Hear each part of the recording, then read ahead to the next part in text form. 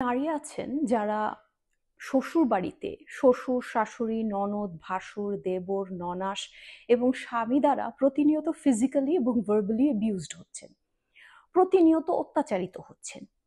রান্নায় লবণ একটু বেশি হলো বা কম হলো শাশুড়ি সবার সামনে চর বসিয়ে দিলেন, বা স্বামী চর মারলেন, বা শ্বশুর চর মারলেন, বা দেবর ননদ কটু কথা বললেন। এই নারীগুলো অত্যন্ত দরিদ্র পরিবার থেকে এসেছে এবং আমাদের দেশে একটি তথাকথিত প্রথা হচ্ছে, যদি কেউ অত্যন্ত দরিদ্র পরিবারের হয়ে থাকে, অত্যন্ত দরিদ্র হয়ে থাকে, তাহলে আমরা একটি ইনভিজিবল লাইসেন্স পেয়ে যাই তাকে অপমান করার। একটি দরিদ্র মানুষকে অপমান করা যেতেই পারে, ইনসাল্ট করাই যেতে পারে, এটার জন্য কারো পারমিশনের দরকার পড়ে না। তাই ঠিক সেভাবেই এই নারীটি যেহেতু অত্যন্ত দরিদ্র পরিবার থেকে এসেছে, তার বাবা মা অত্যন্ত কষ্টে কিছু টাকা সংগ্রহ করে এই নারীটির বিয়ে দিয়েছে এই বাড়িতে, তারা ধরেই নিয়েছে নারীটির যাবার কোনো জায়গা নেই এবং কথায় কথায় নারীটির সাথে দুর্ব্যবহার করা, তাকে ইনসাল্ট করা, তাকে কোনো রকমের মূল্য না দেওয়া, তার চাওয়া পাওয়াকে কোনো রকমের দাম না দেওয়া এবং কথায় কথায় তাকে মারধর করা, তার গায়ে হাত তোলা যেতেই পারে, এটাতে কারো পারমিশনের দরকার নেই।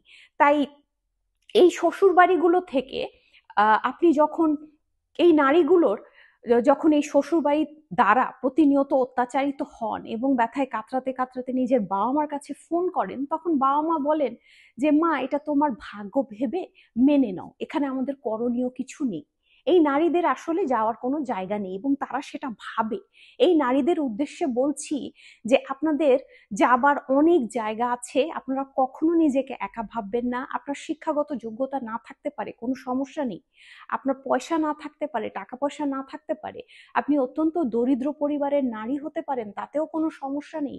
কিন্তু যেই শ্বশুর বাড়ির লোকজন আপনাকে মানুষ হিসেবে ট্রিট করছে না, আপনাকে মানুষ ভাবছে না, আপনাকে কথায় কথায় অপমান করছে, আপনার গায়ে হাত তুলছে, এ ধরনের শ্বশুর বাড়ির প্রতি আপনার কোনো দায় দায়িত্ব নেই, কোনো দায়বদ্ধতা নেই। যেই শাশুড়ি কথায় কথায় আপনাকে চড় বসিয়ে দেয়, সেই শাশুড়ির প্রতি আপনার কোনো দায়িত্ব নেই। আপনার এই ধরনের শ্বশুর বাড়ির জন্য প্রাণ দিয়ে দিতে হবে না। যদি আপনাকে কেউ বলে থাকে যে তোমার যাবার কোনো জায়গা নেই, তোমার এখানেই এভাবেই তোমার পুরো জীবন কাটিয়ে দিতে হবে, তাহলে আপনার বাবা মা বা অন্য কেউ আপনাকে ভুল বলেছে। আপনার অবশ্যই করণীয় অনেক কিছু আছে। আমি আমার কোনো ভিডিওতে ভায়োলেন্স প্রমোট করি না, সহিংসতা প্রমোট করি না। আমি আপনাকে বলবো না যে আপনার শাশুড়ি আপনাকে চড় মেরেছে, আপনিও আপনার শাশুড়িকে চড় মারুন, আমি এটা কখনোই বলবো না। আপনি যেটা করবেন সেটা হচ্ছে, আমাদের দেশে অনেক কর্মজীবী মহিলা হোস্টেল আছে, সেই মহিলা হোস্টেলগুলোতে 3 মাস থাকতে এবং দুবেলা খেতে কত টাকা লাগে সেটা আপনি ফোন করে বা সশরীরে সেখানে গিয়ে জানার চেষ্টা করবেন। এবং যেই টাকার অ্যামাউন্টটা, যে টাকার পরিমাণটা আপনি জানবেন, সেই টাকাটা আপনার জোগাড় করতে হবে কোনোভাবে। আপনার বিয়ের সময় যদি কোনো গোল্ড উঠে থাকে, সোনা পেয়ে থাকেন আপনি, তাহলে সেটা বিক্রি করবেন। বা আপনার কাছে যদি কোনো দামি শাড়ি থেকে থাকে, সেটা আপনি বিক্রি করুন। কোনোভাবে আপনি এই 3 মাসের টাকাটা জোগাড় করুন এবং আপনি শ্বশুরবাড়ির কাউকে কিছু বলতে যাবেন না যে তোমরা অত্যন্ত দুর্ব্যবহার করছো, তোমাদের আমি দেখে নিব, আমি এই বাড়ি থেকে বের হয়ে যাবার প্ল্যান করছি, এগুলো কিচ্ছু বলবেন না। আপনি সুযোগ বুঝে বাড়ি থেকে বেরিয়ে এসে কর্মজীবী মহিলা হোস্টেলে উঠবেন এবং আপনার কাছে যেহেতু 3 মাসের টাকা আছে, তাই আপনি প্রথমে নিশ্চিন্তে সেখানে শান্তিতে থাকা শুরু করবেন। আপনাকে কেউ কথায় কথায় মারধর করবে না, আপনাকে কেউ অপমান করবে না, আপনি একটি শান্তির জীবন যাপন করবেন। তারপর আপনি যখনই বাড়ি থেকে বের হবেন, আপনার পরনে যেন বোরখা থাকে এবং আপনার 2 চোখ ছাড়া যেন কোনো কিছু না দেখা যায়। অনেক সময় দেখা গিয়েছে যে একটি নারী বহু কষ্টে সাহস সঞ্চয় করে নিজের শ্বশুর বাড়ি থেকে, এই টক্সিক শ্বশুর বাড়ি থেকে বেরিয়ে এসেছে এবং বেশ সুখেই তার দিন কাটছিল, কিন্তু একদিন পথে তার স্বামীর সাথে তার দেখা হয়ে গিয়েছে এবং স্বামীটি তাকে টেনে হিচড়ে শ্বশুর বাড়িতে নিয়ে গিয়েছে এবং তাদের মধ্যে কি পরিমাণ ক্ষোভ কাজ করছে সেটা আপনি বুঝতেই পারছেন। এবং সেদিন রাতে কি ঘটেছিল আমি জানি না, আমি সেই বাড়িতে সেদিন উপস্থিত ছিলাম না। তার পরের দিন নারীটির মৃতদেহ সেই বাড়ি থেকে বের হয়েছে। তাই দয়া করে কাউকে কিছু বলতে যাবেন না এবং যখন আপনি নর্মজীবী মহিলা হোস্টেল উঠবেন, তখন কোনো আত্মীয় স্বজন, বাবা মা ভাই বোন কারোর সাথে যোগাযোগ করবেন না। কারণ আপনার বিপদের সময় আপনি যখন সাহায্য চেয়েছিলেন, তখন কেউ আপনাকে সাহায্য করেনি। সবাই বলেছে এটা নিজের ভাগ্য ভেবে মেনে নাও। তাই এদের কারোর সাথে যোগাযোগ করবেন না। এবং যখনই আপনি কাজের সন্ধানে বাড়ি থেকে বের হবেন, আপনার পরনে বোরখা থাকবে, আপনার দু চোখ ছাড়া যেন কিছুই না দেখা যায়। তারপর আপনার কাজ খুঁজতে হবে।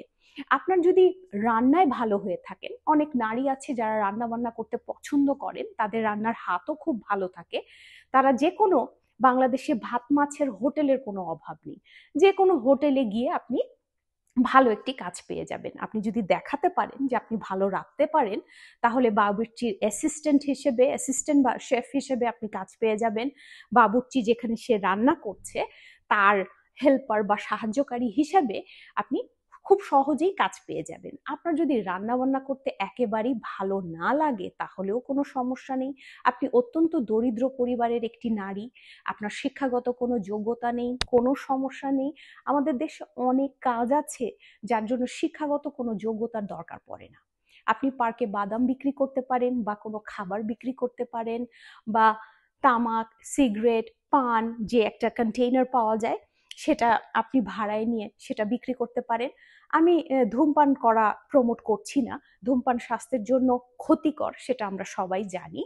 আমি জাস্ট একটি এক্সাম্পল দিলাম।